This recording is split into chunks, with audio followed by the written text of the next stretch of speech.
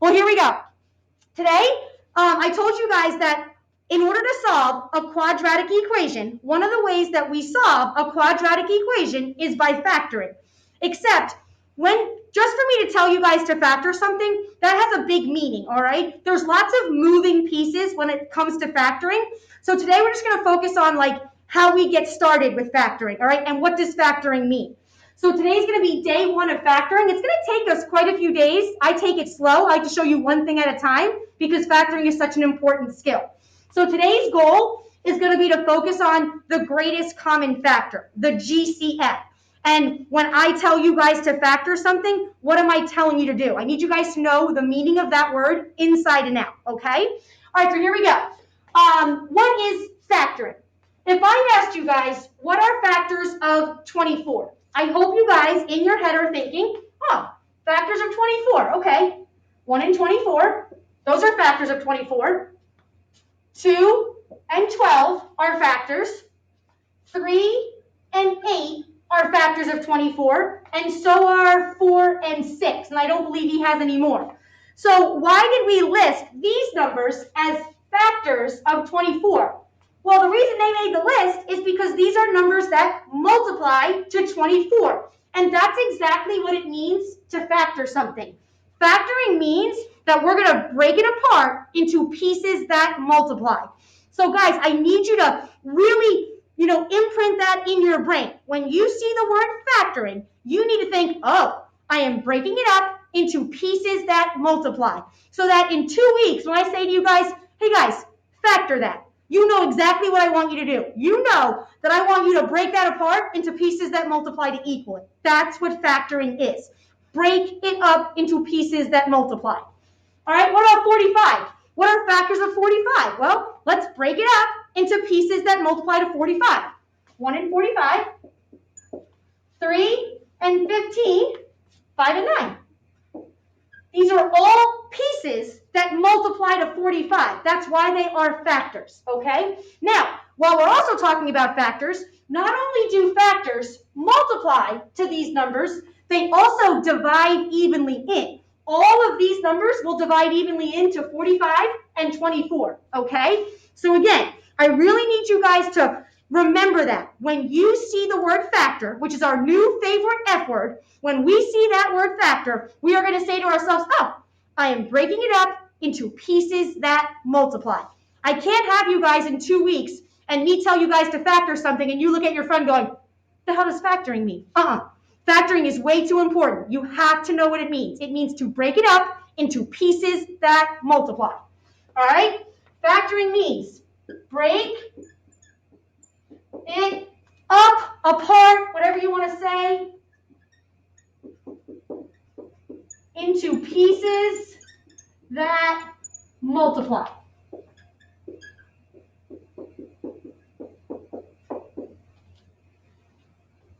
That's what I'm going to be asking you to do. We're going to be breaking things up into pieces that multiply like crazy.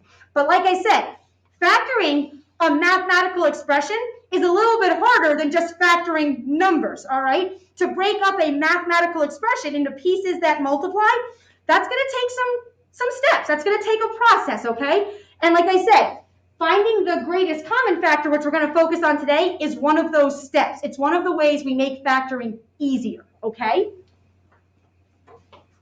All right. So guys, I just want to make a note.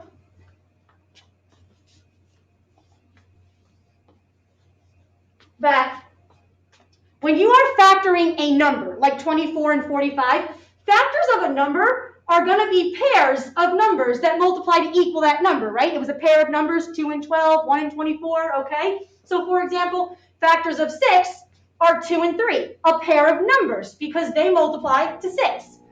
But we're not going to be factoring numbers, guys. We're going to be factoring mathematical expressions. We're going to be breaking mathematical expressions up into pieces that multiply to that mathematical expression.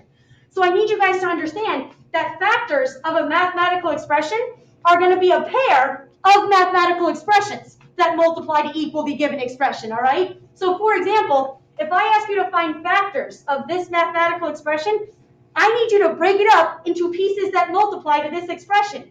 Well, his factors are going to be smaller mathematical expressions. So it's going to be harder to factor an expression because our answers aren't going to be just numbers.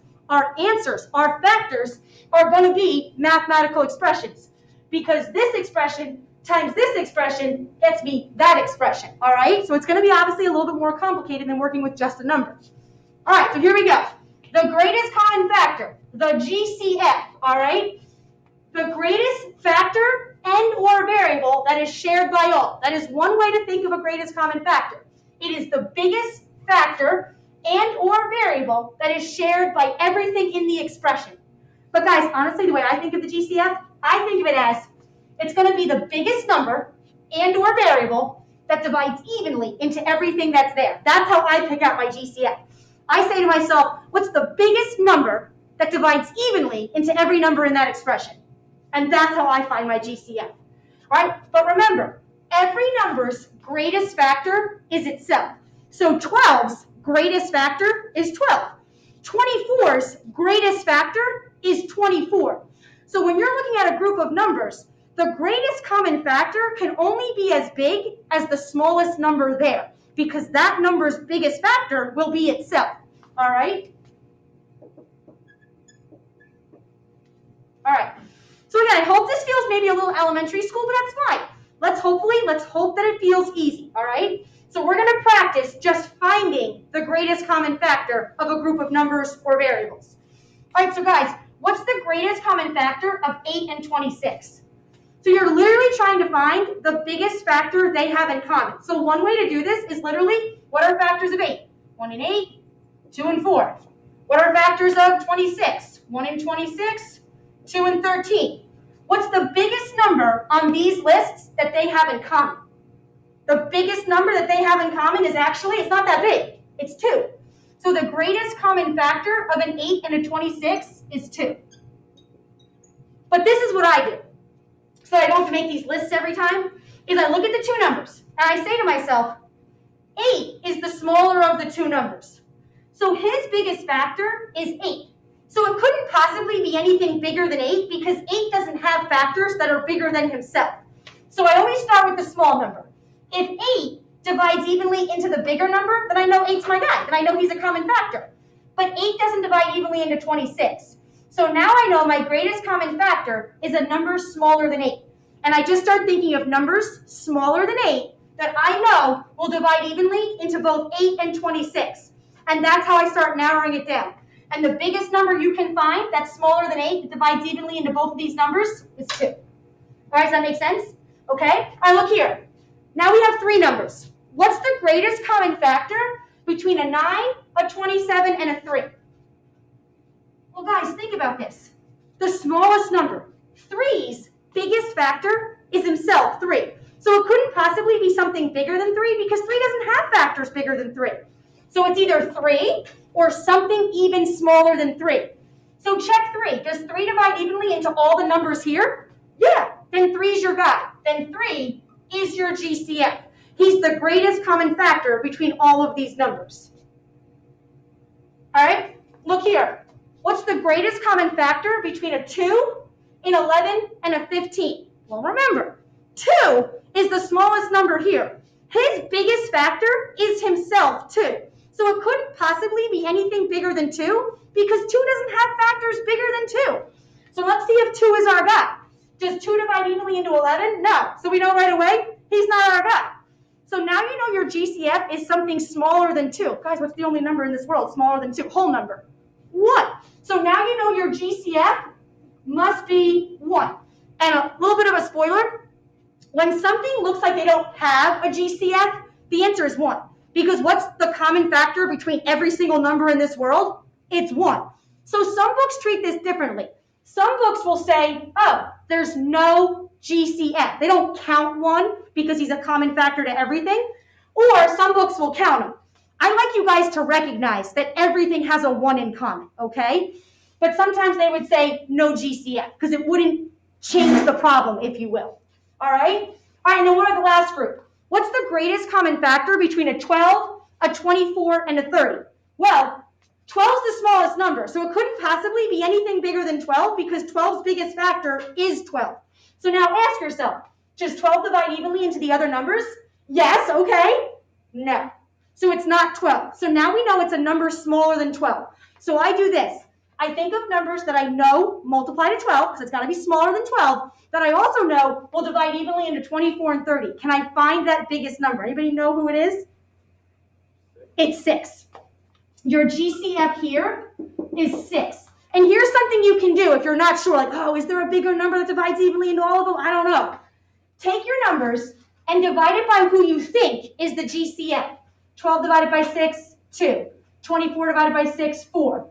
30 divided by 6 is 5. Guys, do 2, 4, and 5 have any common factors other than 1? No. If they don't have any common factors, then you know you found the biggest one. Okay? All right, perfect. Does everybody feel okay? Hopefully this feels easy. Again, this is just the first step to factor. We got to know how to recognize a greatest common factor. All right, let's keep going. Let's do variables now. How do we find the greatest common factor of variables?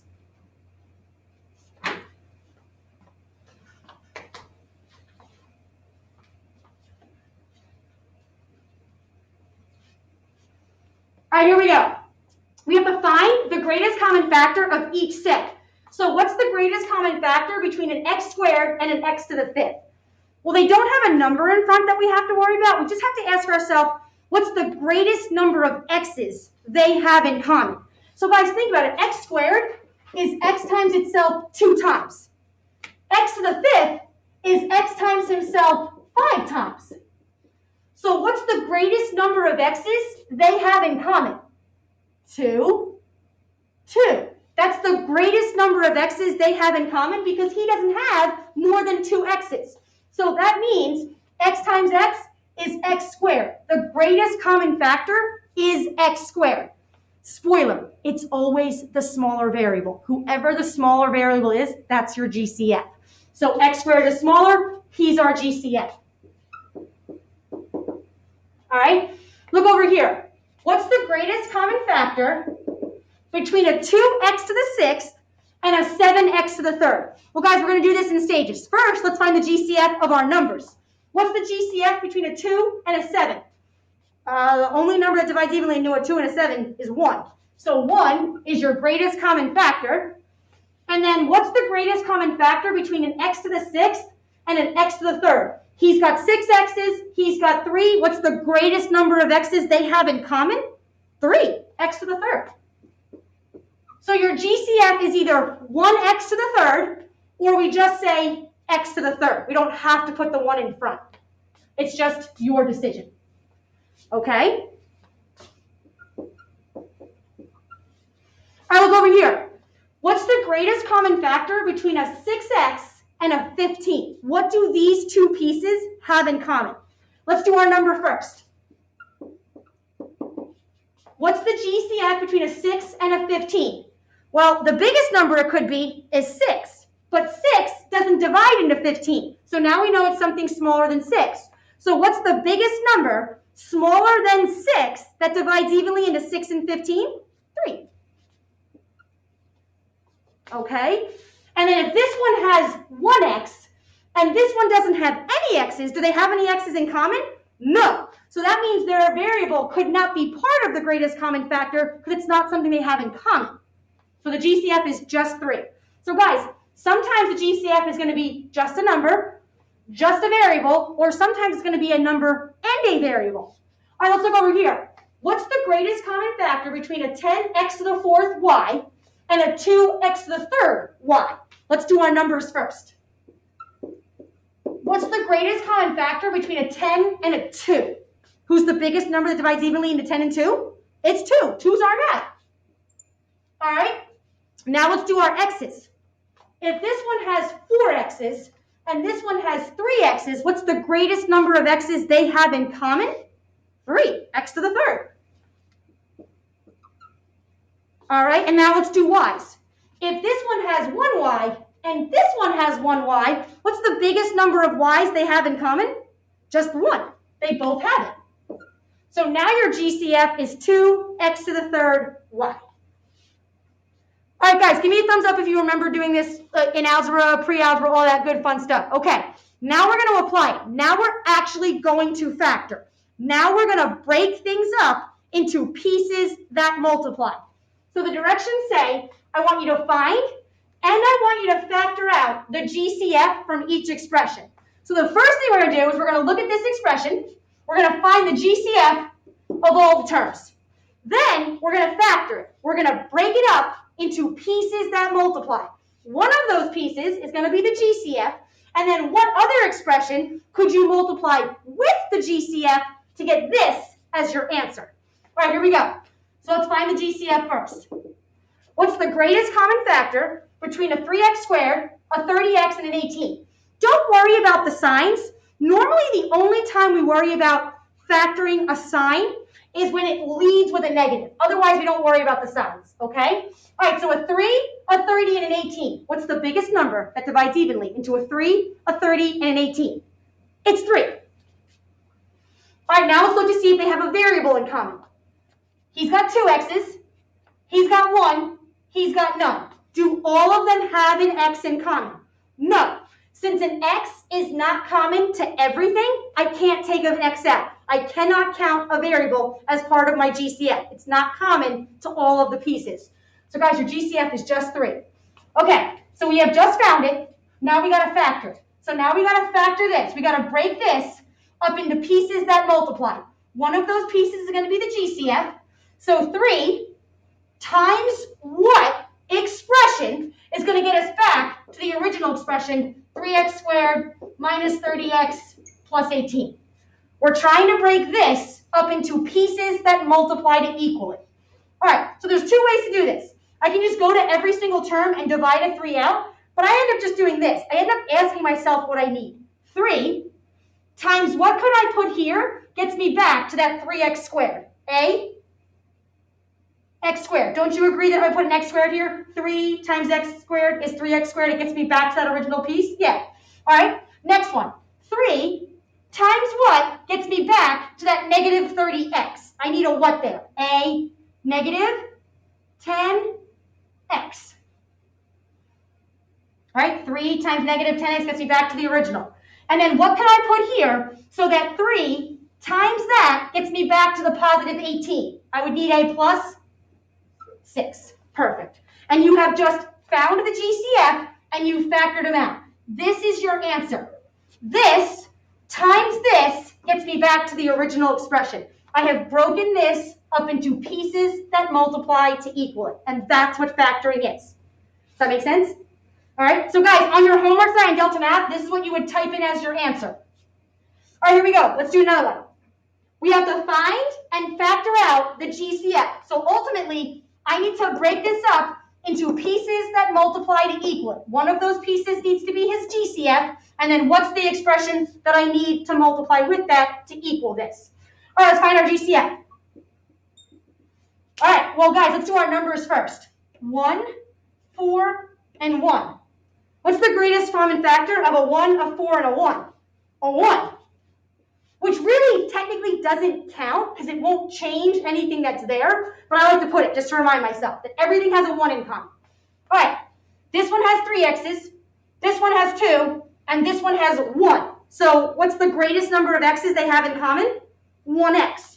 So your GCF is 1x, which is really just x, okay? So that's what we're going to do. So now we're going to take this GCF of x, we're going to times it with some expression to get us back to the original. All right, so now guys, let's do it. X times what gets me back to an x to the third? Well, think about it. If I took one of those x's out, how many are left here? 2. So guys, it's kind of bringing back your exponent rules that when you are multiplying, you add the exponents. 1 plus 2 is 3. All right, let's go to the next one. X times what gets me back to a positive 4x squared? Well, I definitely need a positive 4. And then if I take an x out, how many are left there? Just 1. All right, and then last, this is always the confusing part. X times what gets you back to a negative x? So it's kind of like, well, if I took x out, then there's nothing there. And you're right. But you need to be able to multiply it with something to get back to that. So if you just say the problem's over, guys, these do not multiply back out to this. What do I at least have to put here to get back to a negative x? A negative 1. Otherwise, I won't be able to get back to the original expression. X times negative 1 is negative x. Does that make sense? Yeah? Okay. All right, let's try a couple more and then we're good. Everybody at home, thumbs up, we're okay? All right.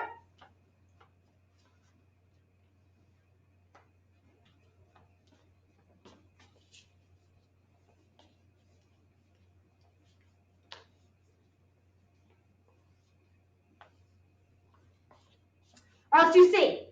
First, let's find our GCF. What's the greatest common factor between a 12, an 8, and a 20? What's the biggest number that divides evenly into all of those numbers? Remember, it's either 8, because he's the littlest number, or something even smaller. 8 don't divide into 12 and 20, so I know it's something smaller. Anybody know what number it is? 4. 4 is the biggest number that divides evenly into all of them. Let's do our x's. He's got 3, he's got 5, and he's got 8. What's the greatest number they all have? They all have the 3. So your GCF is a 4x to the third. So we're going to break this up into pieces that multiply to equal it. One of those pieces is going to be his GCF. And then who do I have to times it with to get back to that expression? All right, let's do numbers. 4 times what gets you back to 12? 3. X to the third times what gets you back to an x to the third? I don't need anything, right? If I take 3 x's out, they're gone. So all I need is this 3. 4x to the third times 3 gets me a 12x to the third. All right, next one. 4x to the third times what gets you a negative 8x to the fifth? Well, 4 times what gets you negative 8? Negative 2. X to the third comes out. How many x's are left there then? X squared. Right? 4 times negative 2 is negative 8. X to the third times x squared. 3 plus 2 is 5. All right, and then last, 4 times what gets me negative 20? Negative 5. And then x to the third times what? If I take 3 of his x's out, how many are left? 5. Minus 5x to the fifth. And now I have factored this expression into pieces that multiply to equal it. All right? Now, guys, usually when we are full-on factoring, once you factor it into the GCF and a new expression, then we look to the new expression to see if we can factor that again. Can I break this up into more pieces that multiply? So like I said, this is just the first step. We're going to be looking to keep breaking things down the more factoring that we learn. Right now, we're just focusing on getting that GCF out. All right, last one. Let's find the GCF and let's factor it out. What's the greatest common factor of a 25, a 15, and a 5? What's the biggest number that divides evenly into all of these numbers? 5. All right, and now our x's. He's got 4, he's got 1, he's got 3. What's the biggest number of x's they all have? Just 1. All right, and then he's got 2 y's, he's got 6, and he's got 4. What's the greatest number of y's they have in common? 2. So that's our GCF. So now we're going to break this up into pieces that multiply to equal it. One of those pieces will be the GCF. And then times what? This times what gets me back to that original expression? All right, let's take it step by step. 5 times what gets you back to 25? 5. If I take an x out, x times what gets me back to x to the fourth? How many will be there? X to the third. And then y squared times what gets you a y squared? Well, guys, if I took 2 y's out, there aren't any more left, and I don't have to put anything. I don't have to put a 1 or anything. This times that will be 25, x to the fourth, and then y squared times nothing will stay y squared. All right, go to the next piece. 5xy squared times what gets me this piece? 5 times what gets me negative 15? Negative 3. X times what gets me x? Well, if I took an x out, there's none left here, so I have no x's in this term now. Y squared times what gets me y to the sixth? If I took 2 y's out, how many are there? 4. So 5 times negative 3 is negative 15. X times no x's will stay x. Y squared times y to the fourth will get me my y to the sixth. All right, last one. 5 times what gets me positive 5? Positive 1. You may not have to leave that 1 there, though. X times what gets me x to the third? Well, if I took one of his x's out, 2 are left. And then y squared times what gets me that y to the fourth? Well, if I took 2 of his y's out, then 2 of them are left. And again, you don't need that 1 there anymore because 5 times no number will stay 5. And you're done. You have factored this into pieces that multiply to equal it. Does that make sense? Everybody okay? Guys at home, thumbs up, we're okay? Does anybody have any questions? Okay, so you do have homework tonight on Delta Math on just this. So this is what your answers are going to look like. Your GCF times a new expression to equal the original expression they gave you, okay? I think it's 15 questions, but it's quick, okay? It's due tomorrow night at 11:45. Let me double check the attendance.